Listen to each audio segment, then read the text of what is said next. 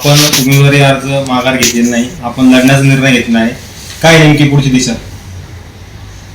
लढण्याचा निर्णय घेतलाय तो जिंकण्यासाठी घेतलाय. माझी लढाई ही इतका काळ आपण मला ओळखताय, पाहताय. 22 वर्ष मी या तालुक्यात आणि 13 वर्ष मुंबईत काम करणारी सामाजिक कार्यकर्ते म्हणून मुंबईत देखील काम केलं आणि इथे आले.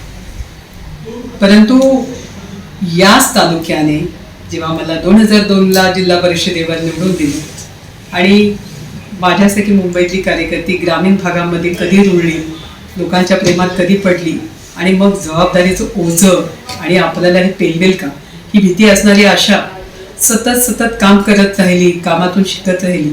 प्रशासनावरची कमांड आणि ती कशी वाढेल, लोकांना न्याय कसा देता येईल. आपण तर सत्तेत नाही, कारण जिल्हा परिषदेमध्ये सत्ता कायम राष्ट्रवादीची आणि मग त्या ठिकाणी विरोधक म्हणून काम करायचं आहे, पण प्रामाणिकपणाने काम करून जनतेचे प्रश्न सोडवायचे आहेत. हा विचार ध्यानात घेऊन ही जबाबदारी जनतेचे दिलेल्या मतदारांचं ऋण फेडायचं आहे. त्यांच्या विश्वासाला कुठे तडा जाऊ नये या भावनेतून सतत काम करून पहिला मतदारसंघ 2007ला, दुसरा मतदारसंघ नारायणगाव वारुवडी, पुन्हा तिसऱ्यांदा मतदारसंघ बदलून पूर्णपणे केले. मी कुलस्वामीच्या शक्तीवर सांगितलं, पण कार्यकर्त्यांनी काय केलं, कार्यकर्त्यांच्या मनाला जो धक्का लागला आणि त्याचा परिणाम आपल्याला पाहायला मिळाला.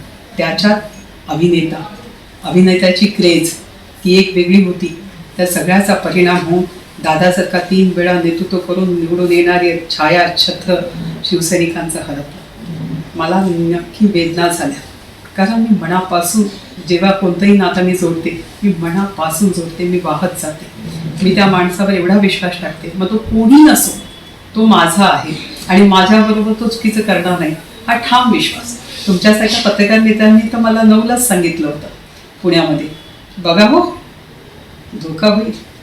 बेंक्यांचं त्यांचं खूप चांगलं सलगी आहे, पण मी विश्वास ठेवला नाही. म्हटलं भाऊ, मान खांद्यावर ठेवली, कापायची की नाही कापायची तो त्यांचा अधिकार आहे, ते तसं करणार नाही हा माझा विश्वास आहे. मी माझा विश्वास कधीच डगमवून दिला नाही. माझा आत्मविश्वास प्रचंड आहे. परंतु एक दिवस बातमी येते आणि माझी हकालपट्टी होते. हकालपट्टीची बातमी जेव्हा 7 वाजता मला कार्यकर्त्याकडनं पुण्यातून येते, त्यावेळेला मला पहिला फोन नीलमताईंचा येतो 8 वाजता. ताई घडलंच कसं, आपल्याला साहेबांशी बोललं पाहिजे. म्हटलं ताई आता काही बोलून उपयोग नाही, बाण सुटला, एकदा सुटलेला बाण छेदून जातो. तो त्यांचा बोलण्यामुळे जरा वाटलं की महिला असणं खरंच अभिशाप आहे. ती हकालपट्टी माझ्या जिव्हारी लागली. एरवी मतासाठी लढणारी आशाताई त्यावेळेला ढासळली असली. मला हॉस्पिटलमध्ये जेवढे लोक म्हणून भेटायला आले प्रत्येकाने धीर देण्याचं काम केलं, प्रत्येकाने सांगण्याचं. माझ्या कार्यकर्त्यांचा घराडा, माझ्या कार्यकर्त्यांना पाहून मला असं वाटलं की आशा तुला रडून चालणार नाही, तुला जिद्दीने लढलं पाहिजे. तुझे कार्यकर्ते तुझ्यासाठी डोळ्यात अश्रू आणतील तर मग काय तुझ्या जगण्याचा उपयोग. पुन्हा एकदा उठले, पुन्हा एकदा रणांगणात आले. 19ला मला खूप प्रयत्न झाले. आपवाल्यांनी मला ऑफर केली. आपची महिला दिल्लीवरून इथे आली, पुण्यात माझी भेट मागितली. मी त्यांना हात जोडून सांगितलं की मला तरी बघू देत, मला स्वतःला तपासायचं आहे. त्याचप्रमाणे मला पुन्हा एकदा राजसाहेबांकडनं फोन आला. बाळा नांदगावकर म्हणाले, ताई लढा तुम्ही, आमचा AB फॉर्म घ्या. साहेबांचं देखील म्हणणं आहे. मी म्हटलं की बाळाभाऊ मला स्वतःला तपासायचं रे, तुम्ही सगळे याल, कारण आम्ही संगती काम करणारी माणसं आहोत. म्हटलं तुम्ही सगळे याल, जसं नारायण राणेंना पाडण्यासाठी आता मला करणारच नाही, कारण मी विजयी झाली असती, तेव्हा पण झाली असती. मी नुसता AB फॉर्म लावला असताना तर संपूर्ण मनसेची टीम इथे उतरली असती. राजसाहेबांनी ती लढाई आत्मीयतेची केली असती, स्वाभिमानाची केली असती आणि मला विजयी केला असता. तो आशीर्वादच ठरला असता. पण मी विचार केला की प्रत्येक वेळी मी तर लादत नाही ना जनतेवर का मी आमदार. जनतेच्या मनात काय आहे मग कोणी नसताना आपल्याला कळेल. जर जनतेला नको असेल तर आपण नाही थांबलं पाहिजे, आपण राजकारण नाही केलं पाहिजे, मग समाजकारण करू. राजकारणाची जी अभिलाषा आहे, जे स्वप्न आहे ते आपण सोडून देऊ. परंतु तुम्हीच पहा, अगदी प्रकाश आंबेडकरांनी सुद्धा मला ऑफर केली त्यावेळी, पण मी कोणाची साथ घेतली नाही. फक्त मला स्वतःला तपासायचं होतं, जनतेमध्ये मी आहे का नाही ते पाहायचं होतं. आणि म्हणून पुन्हा लढा लढले. पुन्हा लढा लढल्यानंतर आणि 50,000 क्रॉस केल्यानंतर तेव्हा माझी खिल्ली उडवत होते मागे. माझ्यासमोर तर कोणाचीच बोलायची हिंमत नाही, पण पाठीमागे माझी खिल्ली उडवत होते नेते सुद्धा, आणि ज्यांना मी घडवलं ते सुद्धा, की काय 10-15 हजाराची याच्या पुढे काय जाणार. परंतु जनतेने दाखवून दिलं, मी 50,000च्या पुढे गेली. आणि त्यावेळी परत एकदा आशाने विचार केला की आशा, जनता तुझ्यावर प्रेम करते, जनतेला तुझी गरज आहे. इथे मुलगी अडली तरी आशा नाही, लाईट गेली तरी आशात आहे, पाणी नाही आलं तरी सांगा, योजना पाहिजे, विहिरी पाहिजे तर आशात आहे, घरकुलं पाहिजे तर आशात आहे, या ठिकाणी असणारे गोठे पाहिजे तरी आशात आहे, गायांना आजार आला तर आशात आहे, जनावरांवर हानी आली तर आशात आहे, बिबट्याने हल्ला केला तरी आशात आहे. सगळीकडे पोलीस स्टेशन असेल, महसूल असेल, कुठलं कार्यालय आहे की जिथे धडक मारायला आशाताईला बोलवलं जात नाही. आणि आशाताई तिथे कमी पडते. वाणी साहेब किती ठिकाणी गेले की सांगतात, फोन लावा, ताईला सांगा तुमची अडचण. मी कोणी फोन लावला तर कधी लावला, रात्रीच्या 12 वाजता सुद्धा टोलवर गाडी अडवली म्हणून सुद्धा आशाताई.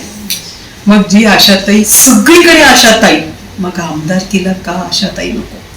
आणि मी तर एकदाच म्हणते ना, मी तर एकदाच मागते, मला पुन्हा पुन्हा नाही व्हायचंय, मला एकदाच करा, का तर मला बदलायचंय चित्र.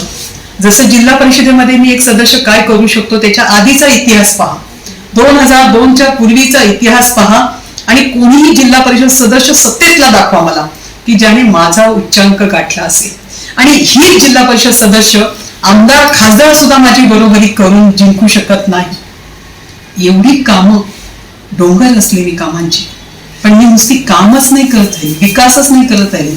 एक स्वप्न पाहिलं होतं मी आली त्यावेळेला सीझर व्हायचे, तर सगळ्यात पहिला आरोग्याची कमिटी माझ्याकडे होती. आरोग्यामध्ये इतके बदल सुचवले, ते सगळं काही केलं. ऑपरेशन बंद झाली, सीझर बंद झाले, PSC ला डिलिव्हऱ्या सुरू झाल्या. जिथे 2 आणि 4 डिलिव्हरी होत्या ते 30-30 व्हायला लागल्या. मुलगी घरी आणली, पहिली डिलिव्हरी असली की आई बापाला काळजी वाटायची की पाची घालायची की पोरीचं सीझरचं बिल द्यायचं. तर ती समस्या सगळ्यात पहिली सोडवली. शेतकऱ्यांना औषधं वेळेवर मिळाली पाहिजे, खतं वेळेवर मिळाली पाहिजे, यासाठी लढा. बांधावर खतं पोचवायचं काम सुद्धा आशाताईंनी केलं. विजेच्या प्रश्नावर काय बोलायचं, विजेच्या प्रश्नावर डीपी गेली तर 2-2 महिने डीपी येत नाही, लोक अंधारात राहतात, पाणी मिळत नाही प्यायला. महिला फोन करतात, ताई डीपी झाली हो, आमची डीपी देत नाही. महिना झाला, 10 दिवस झाले, 5 दिवस झाले, 2-2 तासात मी डिप्या बसवल्यात, पण मी कधी गागावा केला नाही, कुठेही आवाज वाजा केला नाही. आणि प्रत्येक ठिकाणी काम करत असताना फक्त येणारा व्यक्ती आणि त्याची गरज आणि त्याची असणारी समस्या ही सोडवणं हेच माझं कर्तव्य ठरलं. मी ते करत राहिले. विकास म्हणजे विकास पुरुष होतो का? राजकारणात असणारा माणूस जर फोन सुद्धा उचलत नसेल, मग त्याने जनतेला मदत कधी करायची? जर तुमची ताई, जिने अजून अष्टविनायक केलं नाही, वाटेल कोणाला खरं? वाटेल. माझा जन्म वर्ली पोलीस कॅम्पातला आहे, माझा जन्म डिपार्टमेंटची मुलगी म्हणून आहे, पण मी अजून सुद्धा गोवा बघितलेला नाही, अद्याप सुद्धा नाही. माझं पंढरपूरला 5 माळ्याची इमारत उभी राहिली, सुरुवातीला काम सुरू करायला गेले, भाई कोणाला विचारा, आता गेल्या आठवड्यात त्याचं उद्घाटन झालं, म्हणून मी त्याचं श्रेय घ्यायला सुद्धा तिथे गेली नाही.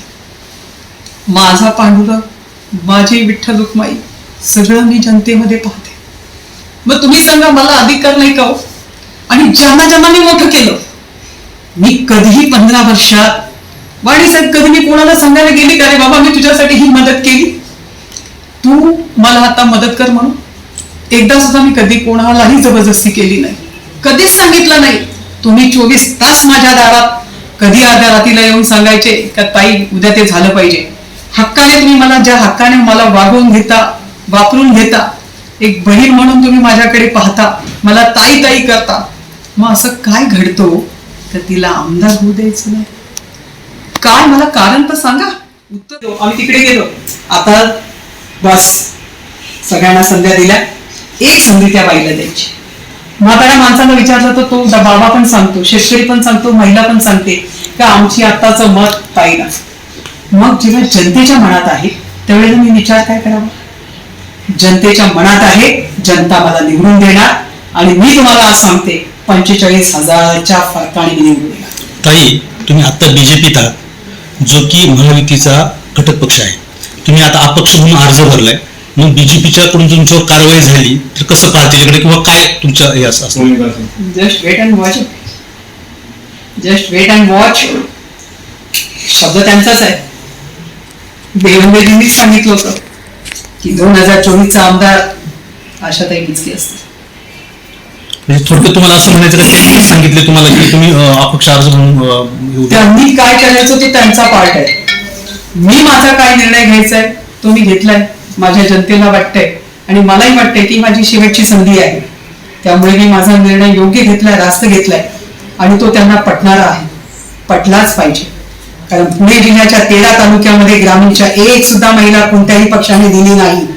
जर भविष्यात अजेंडा चालवायचा असेल आणि 51% भाषा कोणी करत असेल तो कोणताही पक्ष असू दे त्याला या संघर्ष करणार.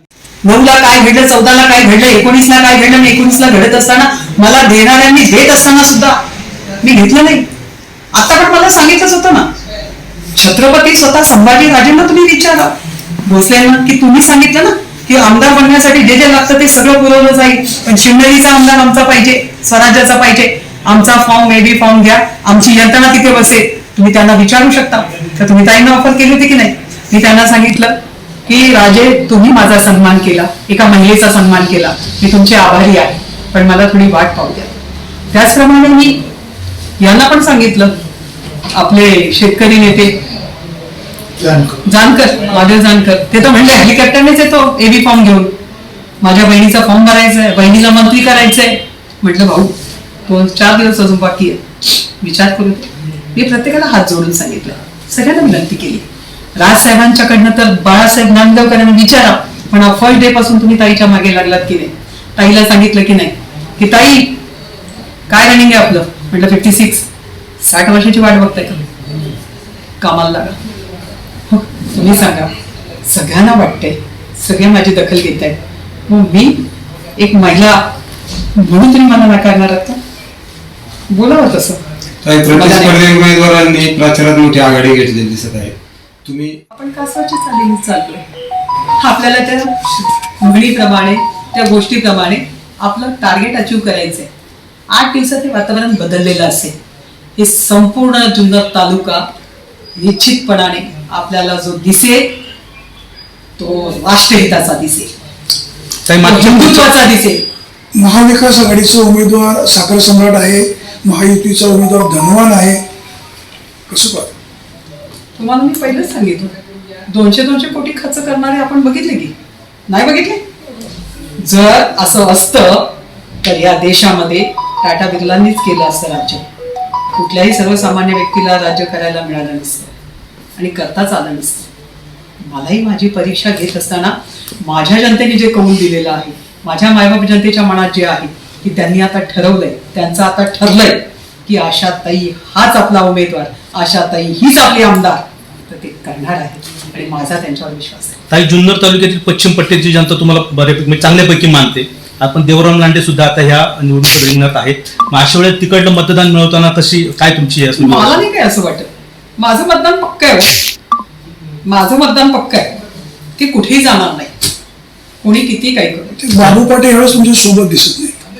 मी तुम्हाला सांगितलं ना की कोण बरोबर आहे आणि कोण नाही याच्यापेक्षा ते उद्या जुटतील. मागची निवडणूक आपण पाहिली आहे. आज नाही उद्या असतील.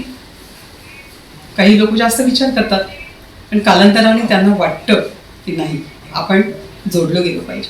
जुटतील. देर आहे, दुरुस्त आहे. ताई, मागच्या वेळेस म्हणजे बाबू पाटे हे आत्ता म्हटले की मागच्या विधानसभेला मी चूक केली, तर मग यावेळेस ती चूक सुधारणार, तरी तुम्ही ते कसे तुमच्यावर राहतील? नाही, मला असं वाटतं की त्यांनी काय म्हणावं तो त्यांचा प्रश्न आहे. बरोबर आहे. मला काय वाटावं एक बहीण म्हणून, आई म्हणून, ते मी सांगते. आई कधीच म्हणत नाही माझं लेकरू कसं आहे. आईचा विश्वास असतो ज्यावेळी माझ्यावर प्रसंग येणार तेव्हा माझं लेकरू माझ्यासाठी परत येणार, तसंच सगळी परत येणार. ताई, आजी माजी आमदार विकास कामांचे दावे करतायत. कोट्यावधीचे विकास कामांनी सांगताय, काय कसं बघताय इकडे? विकास कामांचे दावे करणाऱ्यांना मी तुम्हाला विचारलेल्या प्रश्नांची उत्तरं देता आली पाहिजे ना, की जो दाऱ्याघाट मी उभा करायसाठी प्रयत्न करते, जे तुम्ही पाहिलं की पाचगाच्या पुढे अकोल्याला जोडणारा रस्ता, तुम्ही तिकडच्या कथोरेंना विचारा की दाऱ्याघाटासाठी त्यांच्या बाजूने त्यांनी प्रश्न सोडवले, तर इकडच्या बाजूने मी सुद्धा त्याची तयारी करून त्याचं एस्टिमेट करून दिल्ली दरबारी नितीन गडकरींच्या दरबारात पाठवलेलं आहे. हे सगळं मी केलंय, माझ्याकडे त्याचे पुरावे आहेत. यांनी काय गप्पा मारायच्या विकासाच्या? त्याचप्रमाणे अकोल्याच्या तिकडे पण तुम्ही विचारा, पिचडांच्या चिरंजीवाला विचारा का बाबा तुझ्या आणि ताईच्या काय चर्चा झाल्या, तुझ्याकडे आलेली जुन्नर तालुक्याच्या जनतेला तू काय सांगितलं की तुम्ही ताईला भेटा, इकडची बाजू मी सांभाळतो, तिकडची बाजू ताईने सांभाळायची. म्हणजे हे कामं मी केली आहे असं सांगावं त्यांनी चौकात येईल. आपला कुठेही बसायची तयारी आहे आणि मग बोलावं विकासाच्या गप्पा. कोणताही प्रश्न, काही डमी हा, पाण्याचा प्रश्न कसं सोडवणार हो? ज्या व्यक्तीला मागच्या निवडणुकीमध्ये त्याने लोकांना जनतेला फसवलं, आज आपण म्हणतोय फसवलं, त्यावेळी आपल्याला वाटलं होतं की खरंच करेल, की तिकडचं डोंगरवाडीचं टोल नाका बंद करणार नाही. का बरं तुम्ही विचारलं नाही कोणी? बंद का नाही झालं? एक छोटीशी गोष्ट एखादा माणूस बोलतो आणि लोकांना फसवतो, लोक त्याच्यावर विश्वास ठेवतील आता, असं वाटतं तुम्हाला? तर तुम्ही फक्त बेनकेनच टीका करता, बाकीच्यांना नाही, space- अजिबात नाही. मी कोणावरच टीका करणार नाही. मला टीका करायची गरज नाही. मला गरज आहे टीका करायची? मी तुम्हाला माझा इतिहास आणि माझी कामं सांगायला गेली तर तेच सांगता सांगता मला तुला पडणार नाही. आणि माझी जनतेमध्ये जेव्हा माझी लोक उतरतील तेव्हा ते स्वतः माझ्या कार्यकर्त्याला सुद्धा कोणावर टीका करायची गरज नाही, कारण तो स्वतः इतका सक्षम आहे, त्याने स्वतःच्या डोळ्याने ताईचे कष्ट पाहिलेले आहेत.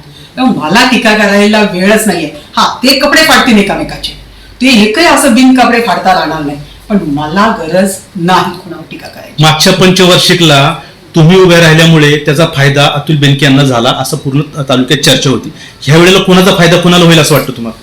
मला वाटतं की आता पंचरंगी लढत आहे, जी पंचरंगी लढत आहे ना, याच्यामध्ये आशाताई सोडून कोणाचाच फायदा नाही. कोणी किती गणित बांधा, ती गणित चूकच होणार आहे. बरोबर आशाताई सांग.